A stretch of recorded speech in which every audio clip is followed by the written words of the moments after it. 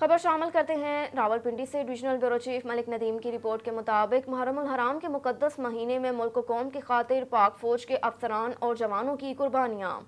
محرم الحرام کے مقدس مہینے میں ملک و قوم کی خاطر پاک فوج کے افسران اور جوانوں نے جان کی قربانیاں دے کر فلسفہ شہادت کی یاد تازہ کر دی۔ پاک فوج عسکریہ پاکستان کی سب سے بڑی شاخ ہے۔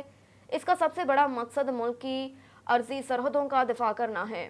ایمان، تقوی اور جہاد فی سبیل اللہ پاک فوج کا نصب العین ہے۔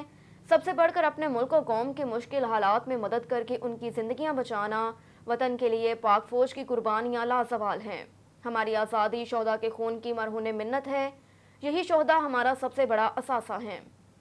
پاکستان کے قیام اور سلامتی میں پاک فوج کے لاکھوں شہداء کا خون شامل قیام پاکستان ہے، اور قیام پاکستان سے لے کر آج تک پاک فوج کے افسران جوانوں اپنے ملک و قوم کے تحفظ اور بقا کے لیے قربانیاں دے چکے ہیں اور دے بھی رہے ہیں۔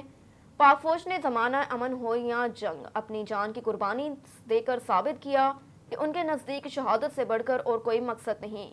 یہ اللہ تعالیٰ کا کرم ہے کہ ہماری بہادر افواج پاکستان نے اپنے جذبہ ایمانی سے ہر محاذ پر دشمن کو عبرتناک شکست سے دوچار کیا۔